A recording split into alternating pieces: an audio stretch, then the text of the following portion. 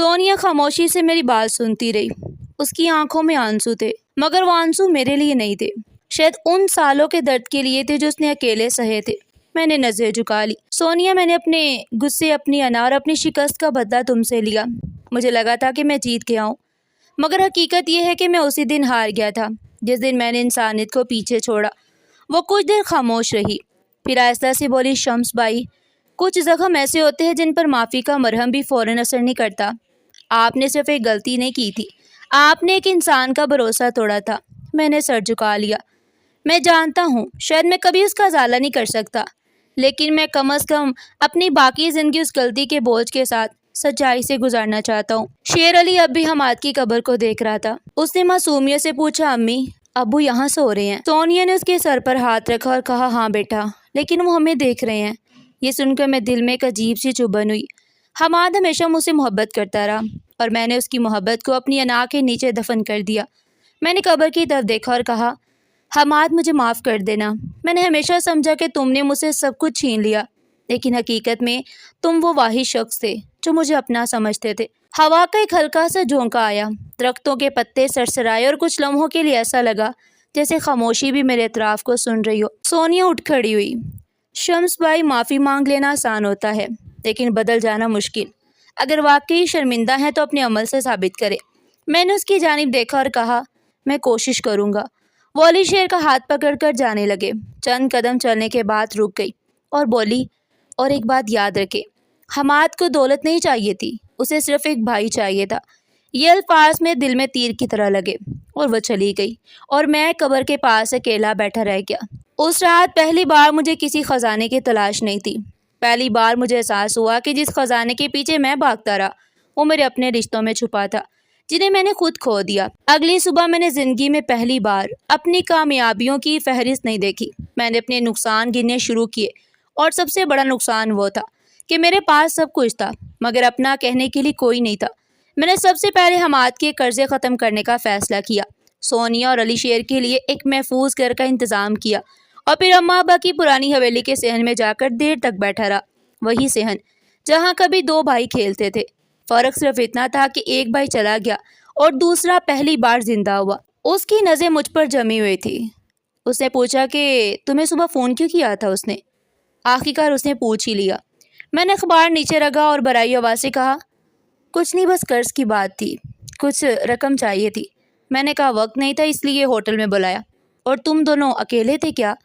ہاں، لیکن صرف بات ہوئی، کچھ اور نہیں۔ وہ مجھ سے بدظن ہے اور شاید وہ تمہیں بھی میرے خلاف کرنے کی کوشش کر رہی ہے۔ وہ خاموش ہو گئی۔ میں نے بات ختم سمجھی اور اٹھ کر کمرے میں چلا گیا، مگر اس کی خاموشی میں کچھ تھا، کوئی شک، کوئی اندیشہ۔ اس رات جب سونے گیا تو دیر تک نیند نہیں آئی، ایک عجیب بے چینی سی تھی۔ آنکھ لگی تو خواب میں ایک دھندلا سا منظر ابھرا۔ حماد سفید کپڑوں میں میری جانب دیکھ رہا تھا۔ پس منظر میں درختوں کی قطار اور مٹی کی ایک قبر تھی۔ وہ آہستہ سے بولا، بھائی، تمہیں ابھی اور امیر ہونا ہے، میری قبر کے قریب خزانہ ہے، لے لو، جلدی کرو۔ میں ہڑبڑا کر اٹھ بیٹھا، ماتھے پر پسینہ تھا۔ بیوی نے چونک کر پوچھا، کیا ہوا؟ میں نے کہا کچھ نہیں، بس خواب میں کچھ عجیب منظر دیکھا۔ حماد تھا۔ میں نے چونک کر اس کی طرف دیکھا۔ تمہیں کیسے پتا؟ وہ بولی، اندازہ ہے، کئی دنوں سے تم کچھ اور ہی لگ رہے ہو۔ بس اتنا کہہ کر میں پانی پینے اٹھ گیا۔ اگلے دن آفس میں کام تھا، لیکن ذہن بکھرا ہوا تھا۔ فائلیں کھولتا بند کرتا رہا۔ ایک پرانی نوٹ بک کھولی جس پر حماد نے کبھی کچھ اشعار لکھے تھے جو اس نے مجھے بچپن میں دی تھی۔ صفحے پلٹتے پلٹتے وہی خواب آنکھوں کے سامنے آ گیا، قبر، حماد، خزانے کا ذکر۔ میں نے خود سے کہا، کیا میں واقعی خوابوں پر یقین کر رہا ہوں؟ پھر ہنس دیا۔ شام کو گھر پہنچا تو ایک اور عجیب واقعہ ہوا۔ بیوی نے کہا، آج ایک فقیر دروازے پر آیا تھا، اس نے صرف اتنا کہا، کچھ دے دو بھائی کے صدقے۔ میں ٹھٹک گیا۔ کیا کہا؟ وہ بولی، یہی عجیب سا تھا، سفید داڑھی تھی، ہاتھ میں چھڑی تھی۔ میں نے بات بدل دی، لیکن دل میں ایک عجیب سی لہر دوڑ گئی۔ خواب، فقیر، حماد کا نام، سب کچھ ایک دوسرے سے جڑا ہوا محسوس ہونے لگا۔ اگلی رات پھر خواب آیا، وہی منظر، لیکن اس بار قبر پر ایک نشان تھا، جیسے کسی نے کدال سے کھودنے کی کوشش کی ہو۔ حماد قریب آ کر بولا، بھائی، وقت ہے، جلدی کر لو، جو خزانہ ہے وہ تمہارے لیے ہے، کسی اور کے ہاتھ لگا تو تم ہاتھ ملتے رہ جاؤ گے۔ میں پسینے میں بھیگا ہوا اٹھا، سانس تیز تھی۔ بیوی جاگ رہی تھی، بولی، پھر وہی خواب؟ میں نے سر ہلا دیا، ہاں، اور اس بار کچھ زیادہ واضح تھا۔ بیوی نے کہا، شمس، خواب بس خواب ہوتے ہیں، ان کے پیچھے نہ جاؤ، تمہیں سکون چاہیے۔ جو کچھ تم نے کیا ہے شاید تمہارا ضمیر اب شور کر رہا ہے۔ میں نے کوئی جواب نہیں دیا، آنکھوں میں وہ منظر گردش کرتا رہا۔ دن میں بھی کام کے دوران ذہن بار بار وہی چلا جاتا، کلائنٹ کی بات سنتا، جواب دیتا، لیکن پھر ایک تصویر بار بار ابھر آتی، حماد کی قبر اور خزانے کا اشارہ۔ پھر ایک دن جب یہ خواب مسلسل 10 راتوں تک آیا تو میں نے فیصلہ کر لیا، کسی سے کچھ نہیں کہا، رات ہونے دی اور گاڑی لے کر نکل پڑا۔ گاؤں کا راستہ خاموش تھا، گاڑی کے شیشے پر بارش کے قطرے پڑنے لگے۔ میں نے گاؤں کی گلی میں گاڑی روک دی، چاروں طرف سناٹا تھا۔ قبرستان کی دیوار عبور کی اور حماد کی قبر کے پاس جا کر کھڑا ہو گیا۔ چاندنی مدھم تھی، فضا میں ہلکی نمی تھی۔ قبر کے پاس جا کر میں نے زمین کو غور سے دیکھا، خواب کی طرح کچھ غیر معمولی نہیں تھا، لیکن دل کی دھڑکن تیز ہو رہی تھی۔ پھر میں نے پیچھے مڑا، جیسے کوئی آہٹ محسوس ہو، درختوں کے پیچھے کوئی حرکت سی ہوئی۔ میں نے موبائل کی ٹارچ آن کی، لیکن کچھ نظر نہیں آیا۔ واپس پلٹ کر قبر کو دیکھا اور آہستہ سے کہا، حماد، اگر تم چاہتے ہو کہ میں وہاں دیکھوں تو کوئی اشارہ دو۔ کچھ لمحے گزرے، پھر ہوا کا ایک جھونکا آیا، میرے سامنے قبر کے کونے کی مٹی تھوڑی سی دھنس گئی۔ میں چونک گیا، دل تیزی سے دھڑکنے لگا۔ پھر اچانک یہ خیال آیا، کیا یہ سب میرا وہم ہے؟ شاید یہ میری اپنی ذہنی شکست ہے۔ میں کچھ دیر وہیں بیٹھا رہا، کچھ نہیں کھودا، کچھ نہیں چیک کیا، بس خالی خالی نظروں سے زمین کو دیکھتا رہا۔ واپسی پر گاڑی چلاتے ہوئے بار بار آئینے میں دیکھتا رہا، جیسے کوئی میرے پیچھے بیٹھا ہو۔ سچ یہ تھا کہ اب ایک سایہ بن کر وہ احساس میرے ساتھ چلنے لگا تھا، نہ چھپتا تھا نہ رکنے دیتا تھا۔ رات کا وقت تھا، میں دفتر سے دیر سے نکلا، مگر گھر جانے کا دل نہیں کیا۔ گاڑی سیدھی اس پرانی سڑک کی طرف موڑ لی جو شہر سے گاؤں کو جاتی تھی۔ کئی دنوں سے دل میں ایک عجیب بے چینی نے گھر بنا رکھا تھا۔ خوابوں کا سلسلہ توڑنے کا بس ایک ہی طریقہ رہ گیا، قبر پر جانا۔ جب میں آخری بار وہاں گیا تو مٹی کی سطح پر ایک ہلکی سی جنبش دیکھی تھی، شاید ہوا تھی یا میرا ذہنی وہم، لیکن آج میں یہ جاننے گیا تھا کہ آخر یہ خواب ختم کیوں نہیں ہو رہے۔ گاؤں کی حدود میں داخل ہوتے ہی میں نے ہیڈ لائٹس مدم کر دی۔ سڑک ویران تھی، دکانیں بند تھی، دروازے بند تھے، ہر کھڑکی سے اندھیرا جھانک رہا تھا۔ قبرستان کی طرف جانے والی پتلی گلی میں گاڑی سے اتر کر میں پیدل چل پڑا۔ ہوا میں ٹھنڈک تھی اور ہر قدم پر زمین کی نمی محسوس ہو رہی تھی۔ دیوار کے پاس پہنچا تو اور احتیاط سے اندر اتر گیا۔ ہاتھ میں ٹارچ نہیں تھی، بس موبائل کی روشنی سہارا بنی۔ قبرستان میں خاموشی گہری تھی، درختوں کی شاخیں آہستہ آہستہ ہل رہی تھی، جیسے کوئی سرگوشیاں کر رہا ہو۔ حماد کی قبر کے قریب پہنچا تو ایک لمحے کے لیے رک گیا۔ قبر کے بالکل قریب ایک سایہ سا بیٹھا تھا۔ میں نے فوراً موبائل کی روشنی آگے کی اور میری آنکھیں چندیا گئیں۔ وہ سونیا تھی، سفید دوپٹے میں لپٹی ہوئی زمین پر بیٹھی، اس کے ساتھ چھوٹا علی شیر تھا جو اس کے بازو سے لگا خاموشی سے بیٹھا تھا۔ میں حیران رہ گیا، یہ منظر تو میرے خواب میں بھی نہیں تھا۔ سونیا نے سر اٹھایا، میری طرف دیکھا، چہرے پر نہ غصہ تھا نہ خوف، بس ایک عجیب سی خاموشی تھی۔ تم یہاں اس وقت؟ وہ کچھ نہیں بولی، بس علی شیر کی طرف دیکھا جو قبر کی طرف نظر جھکائے بیٹھا تھا۔ پھر سونیا آہستہ سے بولی، آج حماد کی برسی ہے، تمہیں یاد نہیں؟ میں کچھ لمحے خاموش رہا۔ سچ تو یہ تھا کہ مجھے واقعی یاد نہیں تھا، میں بس یوں ہی آیا تھا ان خوابوں کے پیچھے۔ میں نے حیرت سے اس کی طرف دیکھا۔ تمہیں کیسے پتا؟ وہ بولی، خالہ نے بتایا، تم کچھ راتیں پہلے بھی آئے تھے اور تمہاری نیند، تمہاری حالت سب بتا رہی ہے کہ تمہیں سکون نہیں۔ میں نے رخ موڑ لیا، قبر کے پاس بیٹھ کر مٹی کو چھونے لگا۔ سونیا، میں نے تمہارے ساتھ جو کچھ کیا اس پر میں شرمندہ ہوں، شاید شرمندگی سے بڑھ کر میں خود سے نظر نہیں ملا پاتا۔ میرے قریب آ کر اس نے چادر کے اندر ہاتھ ڈالا اور اگلے لمحے خنجر نکال لیا۔ خاموشی اچانک چیخ میں بدلنے والی تھی۔ آج میں اس جگہ مٹی پر انصاف کرنے آئی ہوں، یہاں میرے شوہر کی قبر ہے اور تمہارا انجام چاہیے۔ میں ایک قدم پیچھے ہٹا، لیکن زبان بند ہو چکی تھی۔ خالہ چیخی، سونیا پاگل مت بن، کیا کر رہی ہے تو؟ گاؤں کے مرد تیزی سے آگے بڑھے، خنجر چھین لیا، فوراً دوسرے نے مجھے پیچھے دھکیل دیا، لیکن اس لمحے میں خوف زدہ تھا، شاید اس سے بھی بچ نہ سکتا جو میرے سامنے سونیا نے چیخ کر کہا، جس نے میرے سہاگ کو برباد کیا، میرے مکان کو مٹی میں ملا دیا، وہ اس زمین پر معافی کے لائق نہیں۔ خالہ آگے بڑھی، دونوں بازو تھام کر اسے روکا۔ بیٹی، اگر آج اسے مار دے گی تو سب یہی کہیں گے کہ سونیا بچلن تھی، اپنے جرم کو چھپانے کے لیے قتل کر دیا۔ سونیا ہانپ رہی تھی، لیکن ہاتھ نیچے آ چکا تھا، خنجر زمین پر گر گیا۔ بزرگوں میں سے ایک نے کہا، بات سنی جائے گی، اس کی بھی اور تمہاری بھی، پھر فیصلہ ہوگا۔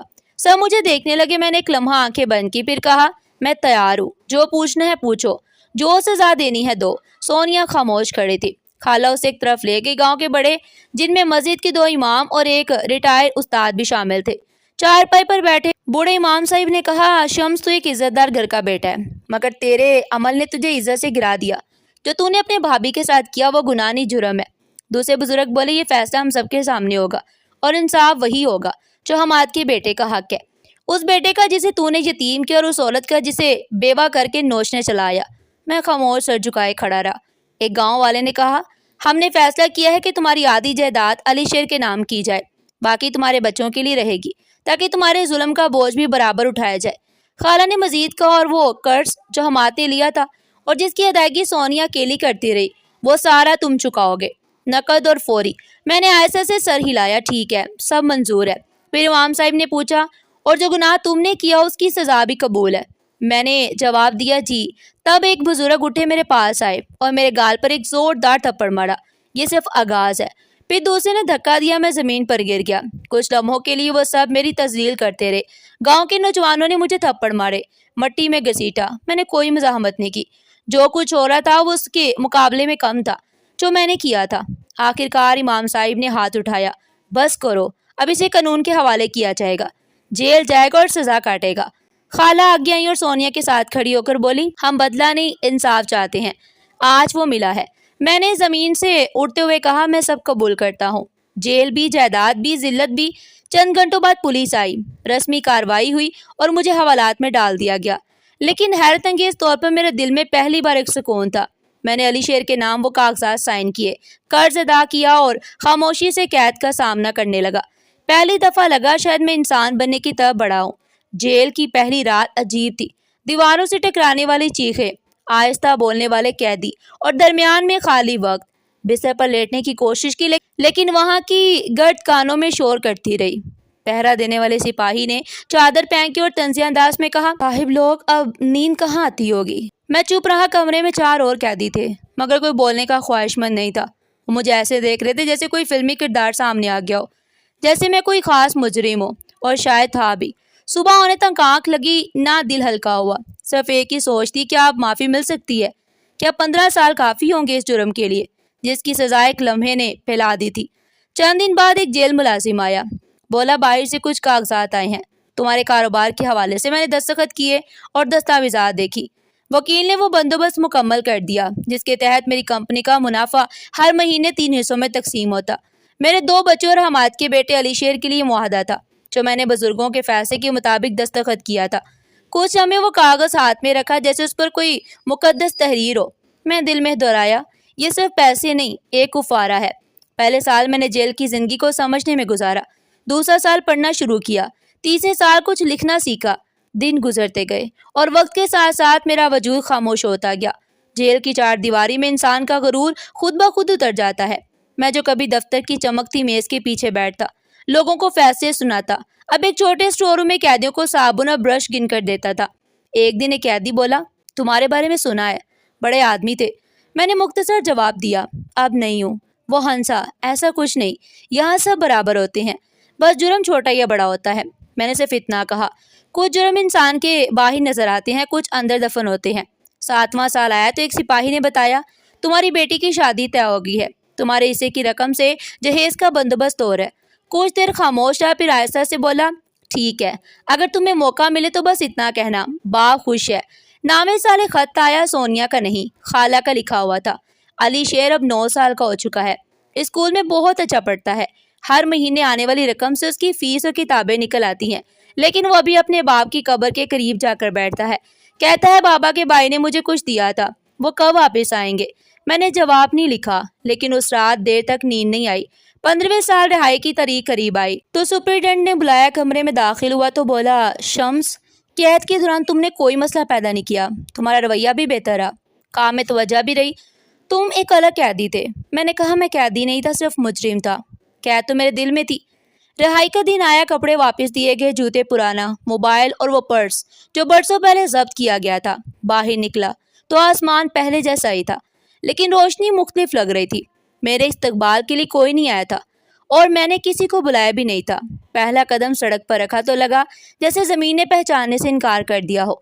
शहर वापस आया, अपने पुराने घर के करीब से गुजरा। वही दीवारें, वही गेट, लेकिन दरवाज़ा बंद रहा। एक किराए की जगह पर क़याम किया। कारोबार के मामलात की निगरानी के लिए दफ्तर गया। वहाँ मेरा पुराना मैनेजर मौजूद था। उसने सलाम किया, फाइलें दिखाई, रिपोर्ट दी। मैंने बस एक सवाल किया, अली शेर की रकम वक्त पर जाती है? उसने इस बात में सर हिलाया। हर महीने की पहली तारीख को मैं दफ्तर के पिछले कमरे में बैठकर बहुत देर तक पुरानी फाइलें देखता था। हमाद की पुरानी तस्वीर भी निकली जिसमें हम दोनों बचपन में खड़े थे। स्कूल यूनिफॉर्म में मैंने वो तस्वीर जेब में रख ली। रिहाई के बाद 6 महीने गुजर चुके थे। दफ्तर दोबारा संभाल लिया, मीटिंग्स होती गई, फाइलें आती जाती और मैं खामोशी से सब देखता था।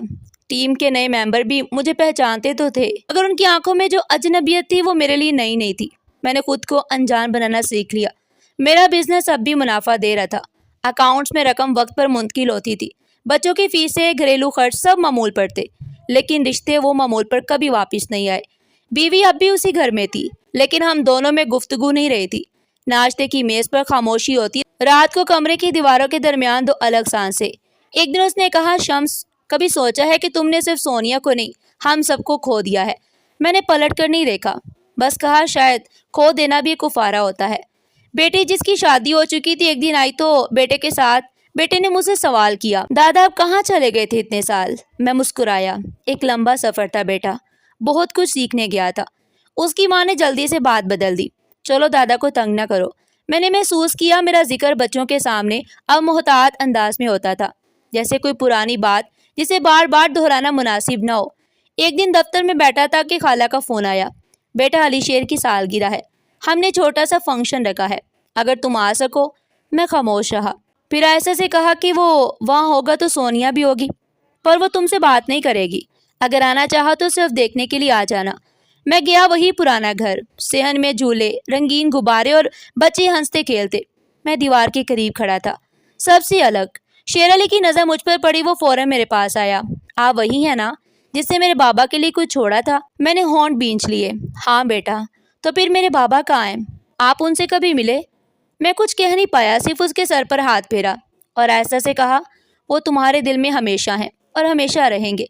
सोनिया ने दूर से ये मंजर देखा मगर करीब नहीं आई। मैंने उसकी आंखों में वही पुरानी सर्द मोहरी देखी, न नफरत की शिद्दत, न माफ़ी की नरमी, बस एक खामोश ऐलान कि हम 2 अलग दुनियाओं के लोग हैं और वो हद कभी मिट नहीं सकती।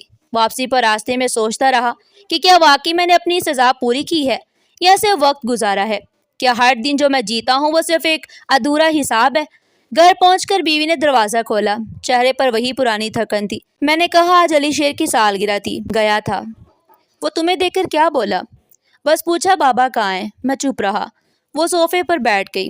कभी कभी मुझे लगता है तुमने अपने गुनाह सिर्फ दुनिया से नहीं छुपाए, खुद से भी छुपाए हुए हैं। मैंने सर झुका दिया। हो सकता है, लेकिन वो बदबू जो मेरे अंदर है मुझे अब खुद भी महसूस होती है। बीवी ने ऐसा से कहा, तुम्हारे कपड़े महंगे हो सकते हैं, परफ्यूम एक्सपेंसिव हो सकती है, लेकिन जो गंदगी तुमने अपने अंदर समेट ली है वो तुम्हें कभी चैन नहीं लेने देगी। उस आध देर तक आईने में खुद को देखता रहा।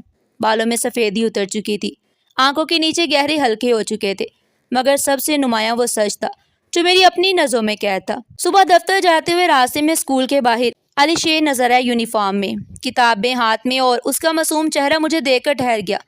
उसने हाथ हिलाया। मैंने शीशे के पार से हाथ हिलाया, मगर दिल में एक चुभन सी हुई।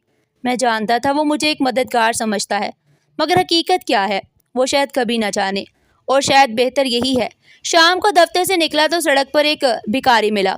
बोला, साहिब कुछ दे दो, बड़ी भूख है। मैंने जेब से कुछ पैसे निकाल कर दी। वो मुझे गौर से देखता रहा, फिर बोला, साहिब आपके हाथों में दौलत है लेकिन चेहरे पर थकन है। मैंने कुछ नहीं कहा, बस सर हिलाकर आगे बढ़ गया। घर आकर बीवी के सामने बैठा, खामोशी से कॉफ़ी का कप हाथ में लिया और ऐसा से कहा, कभी कभी इंसान खुद पर ऐसी गंदगी मल लेता है जिसे कोई खुशबू भी नहीं छुपा सकती। वो चुप रही, मैं भी, और उसी खामोशी में मेरी कहानी ख़त्म हो गई। या शायद अभी बाकी है। मोहब्बत और रिश्तों को नज़रअंदाज करके कमाई गई दौलत सिर्फ तन्हाई खरीद सकती है।